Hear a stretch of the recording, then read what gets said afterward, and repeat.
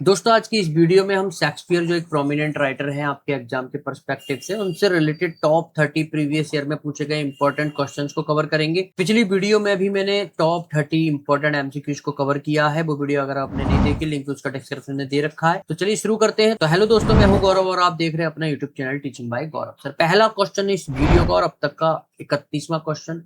Which of the following works by William Shakespeare is a pastoral romance? William Shakespeare की निम्नलिखित में से कौन सी कृति एक पेस्टोरल रोमांस या ग्रामीण रोमांस है? यूपी पीजीटी 2021 के एग्जाम में क्वेश्चन आया है।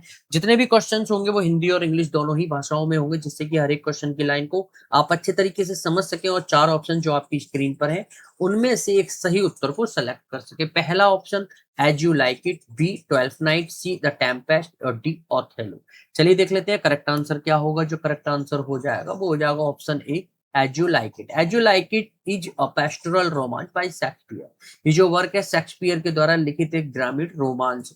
चलिए बढ़ते हैं अगले क्वेश्चन पर। In which of the following plays the middle class provincial life has been depicted by Shakespeare. Shakespeare द्वारा निम्नलिखित में से किस नाटक में मध्यम वर्ग के प्रांतीय जीवन का चित्रण किया गया है? यूपी पीजीटी 2021 के एग्जाम में क्वेश्चन आया है। A Timon of Athens, B the merry wives of Windsor, C Coriolanus या डी द विंटर स्टैन। चलिए देख लेते हैं करेक्ट आंसर क्या होगा। जो करेक्ट आंसर हो जाएगा वो हो जाएगा option B, the merry wives of Windsor. Middle class provincial life is depicted in the merry wives of Windsor. The merry wives of Windsor में मध्यम वर्गीय प्रांतीय जीवन का चित्रण किया गया है। चलिए बढ़ते हैं अगले क्वेश्चन पर। Find out the correct statements about Shakespeare sonnet. Shakespeare के सोनेट के बारे में सही कथन ज्ञात कीजिए। यूपी पीजीटी 2021 के एग्जाम में क्वेश्चन आया है। पहला, शेक्सपियर हैज रिटन 154 सोनेट। दूसरा, sonnets from 1 to 126 are addressed to dark lady। तीसरा, he dedicated some sonnets to his patron Earl of Southampton। और चौथा, the rhyme scheme is A B A B C D C D E F E F G G। ये 4 options आपके सामने दे रखे हैं, आपको बताना है कौन सा ऑप्शन सही है। ए पहला, दूसरा, तीसरा और चौथा ये सभी सही है। बी पहला और चौथा बस ये दोनों पॉइंट सही है। सी पहला, तीसरा, चौथा ये सही है। या डी केवल चौथा वाला सही है। चलिए देख लेते हैं करेक्ट आंसर क्या होगा। यहाँ पर आप वीडियो को पॉज करके आंसर के बारे में सोच सकते हैं, विचार कर सकते हैं। 4 ऑप्शंस में से सही उत्तर को सेलेक्ट कर सकते हैं। मैं यहाँ पर आंसर दिखा देता हूँ। जो सही उत्तर हो जाएगा, सही आंसर हो जाएगा वो हो जाएगा ऑप्शन सी, पहला, तीसरा, चौथा। पहला हमारा शेक्सपियर हैज रिटन 154 सोनेट, ये सही होगा। उसके बाद तीसरा, he dedicated some sonnet to his patron Earl of Southampton। और चौथा, the rhyme scheme is A B A B C D C D E F E F G G। The statements first, third and fourth are correct। Sonnet 1 to 126 are addressed to Mr. WH। कथन पहला, तीसरा और चौथा सही है। Sonnet 1 से लेकर 126 तक मिस्टर WH को संबोधित। चलिए बढ़ते हैं अगले क्वेश्चन पर। Which of the following works of William Shakespeare is written in 6 line stanza and so decided signs of immaturity। William Shakespeare की निम्नलिखित में से कौन सी कृति 6 लाइन वाली छंद में लिखी गई है और अपरिपक्वता के स्पष्ट संकेत दिखाती है? यूपीटीजीटी 2021 के एग्जाम में क्वेश्चन आया है। A the passionate pilgrim, B the rape of Lucrece, C Venus and Adonis या D none of the above. चलिए देख लेते हैं करेक्ट आंसर क्या होगा। जो करेक्ट आंसर हो जाएगा वो हो जाएगा option C, Venus and Adonis। Venus and Adonis is written in 6 line stanzas and shows sign of immaturity। Venus and Adonis 6 पंक्तियों वाले छंदों में लिखी गई है और इसमें अपरिपक्वता के लक्षण दिखते हैं। चलिए बढ़ते हैं अगले क्वेश्चन पर। The knock about scene in Shakespeare's the taming of the shrew and the merry wives of Windsor are the examples of. Shakespeare के जो प्ले है टैमिंग ऑफ द श्रू और the merry wives of Windsor में प्रहसन वाले दृश्य किसके उदाहरण है? यूपी पीजीटी 2021 के एग्जाम में क्वेश्चन आया है। A vulgar comedy, B comedy of humour, C farce या D the science of buffoonery. चलिए देख लेते हैं करेक्ट आंसर क्या होगा। जो करेक्ट आंसर हो जाएगा वो हो जाएगा option C, farce. These plays are the example of farce, a comedy based on situation. ये नाटक फार्स प्रहसन के उदाहरण है जो स्थितियों पर आधारित कॉमेडी होती है। चलिए बढ़ते हैं अगले क्वेश्चन पर। Among these following pair find out the incorrect pair of Shakespeare's comedy and their character. इन निम्नलिखित जोड़ियों में से शेक्सपियर की कॉमेडी और उनके पात्रों की गलत जोड़ी ज्ञात कीजिए। यूपी पीजीटी 2021 के एग्जाम में क्वेश्चन आया है। ए Love's Lovers Lost related to Byron and Rosalind. B. A Midsummer Night Dream is related to Benedict and Beatrice. C. The Merchant of Venice is related to Bassanio and Portia. या D. As You Like It is related to Orlando and Rosalind. चलिए देख लेते हैं correct answer क्या होगा। जो correct answer हो जाएगा वो हो जाएगा option B. A midsummer night dreams is not related to Benedict and Beatrice. Benedict and Beatrice are character in Much Ado About Nothing, not a Midsummer Night Dream. Benedict और Beatrice ये जो character है Much Ado About Nothing के पात्र है, न कि अब Midsummer Night Dream के। चलिए बढ़ते हैं अगले क्वेश्चन पर। Which of the following drama does not belong to the last phase of Shakespeare's literary career? निम्नलिखित में से कौन सा नाटक शेक्सपियर के साहित्यिक करियर के अंतिम चरण का नहीं है? यूपीपीजीटी 2021 के एग्जाम में क्वेश्चन आया है। A the Tempest, B Cymbeline, C winter's tale या D as you like it. चलिए देख लेते हैं करेक्ट आंसर क्या होगा।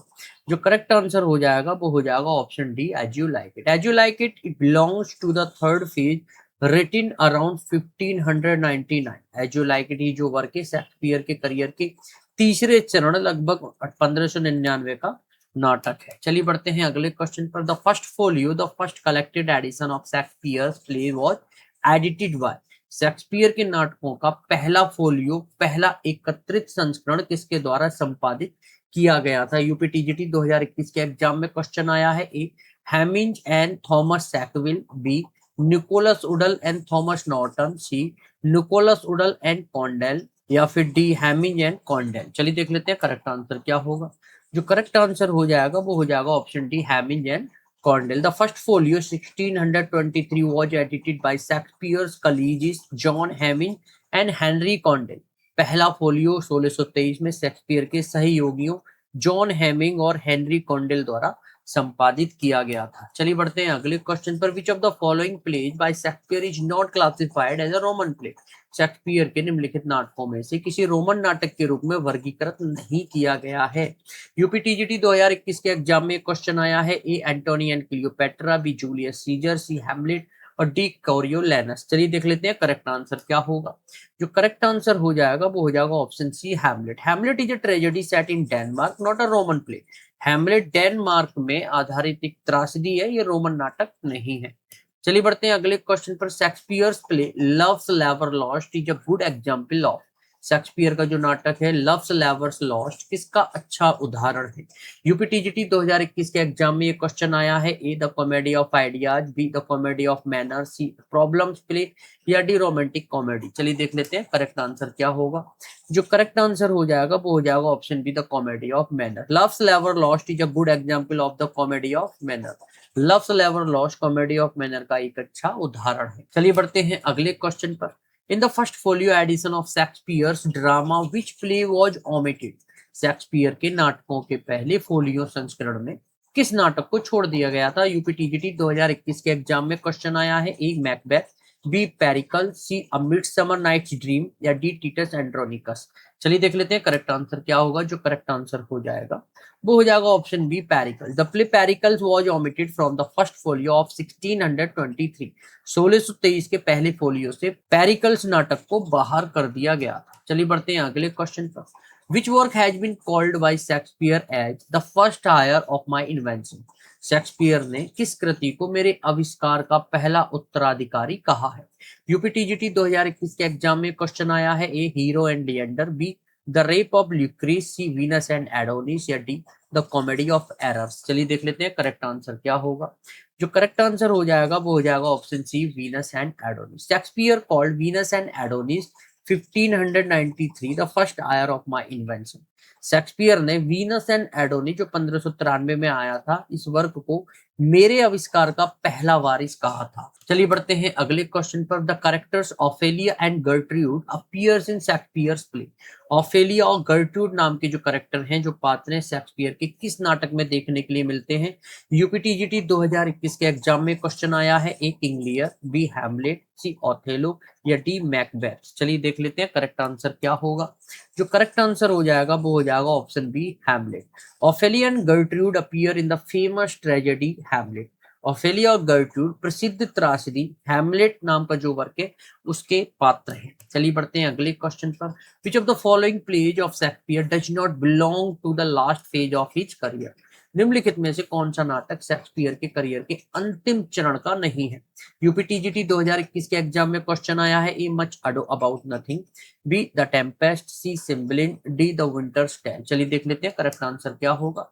जो करेक्ट आंसर हो जाएगा वो हो जाएगा option A much ado about nothing. Much ado about nothing 1598 to 99 is an earlier comedy. Much ado about nothing उनके शुरुआती दौर की कॉमेडी है। चलिए बढ़ते हैं अगले क्वेश्चन पर। Who authored the line for fear of which here this thou age unbred ere you were born was beauty summer that। इन पंक्तियों के लेखक कौन है? जिसके डर से यहाँ यह तुम अजन्मी उम्र तुम्हारे जन्म से पहले सौंदर्य गर्मी मर चुकी थी। यूपीटीजीटी 2021 के एग्जाम में क्वेश्चन आया है। A John Galsworthy, B John Milton, C William Shakespeare या डी विलियम वर्ड्सवर्थ। चलिए देख लेते हैं करेक्ट आंसर क्या होगा। जो करेक्ट आंसर हो जाएगा वो हो जाएगा option C William Shakespeare. These line are from Shakespeare sonnet 104। ये पंक्तियां शेक्सपियर की सोनेट 104 से ली गई हैं। चलिए बढ़ते हैं अगले क्वेश्चन पर।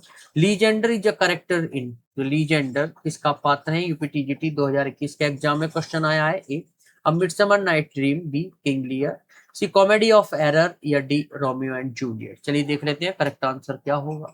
जो करेक्ट आंसर हो जाएगा वो हो जाएगा option A midsummer night dream. Lysander is a fictional character in a midsummer night dream. Lysander या लीजेंडर ये जो कैरेक्टर है अ मिडसमर नाइट ड्रीम नाम का जो वर्क है उसका एक काल्पनिक पात्र है। चलिए बढ़ते हैं अगले क्वेश्चन पर।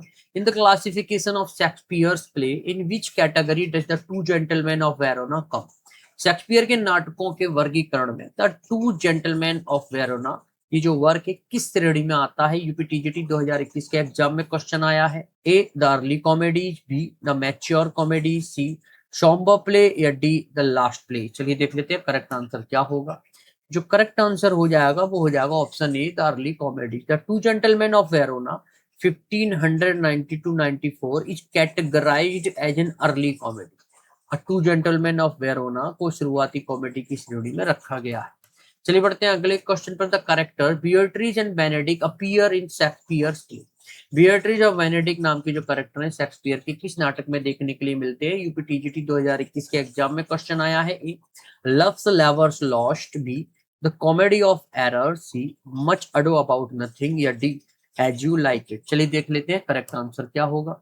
जो करेक्ट आंसर हो जाएगा वो हो जाएगा option C much ado about nothing. Beatrice and Benedick appear in much ado about nothing. चलिए बढ़ते हैं अगले क्वेश्चन पर। Who called Shakespeare a Johann Factotum, a jack of all trades? Shakespeare को जोहान फैक्टोटम हरफन मोला व्यक्ति किसने कहा? यूपीटीजीटी 2021 के एग्जाम में क्वेश्चन आया है। A Christopher Marlowe, B Robert Greene, C William Wordsworth या डी जॉन मिल्टन। चलिए देख लेते हैं करेक्ट आंसर क्या होगा। जो करेक्ट आंसर हो जाएगा वो हो जाएगा option B Robert Greene. Robert Greene attacked Shakespeare as an upstart crow and a Johannes factotum. Robert Greene ने शेक्सपियर की आलोचना करते हुए उन्हें जोहान फैक्टोटम या हरफन मोला कहा था। चलिए बढ़ते हैं अगले क्वेश्चन पर। Who authored the lines to wit to who a merry note while greasy Joan doth keel the pot. इन पंक्तियों के लेखक कौन है? टू विट टू हु एक सुखद स्वर जबकि चिकनी जॉन बर्तन साफ करती। यूपीटीजीटी 2021 के एग्जाम में क्वेश्चन आया है। A John Galsworthy, B John Milton, C William Wordsworth या डी विलियम शेक्सपियर। चलिए देख लेते हैं करेक्ट आंसर क्या होगा।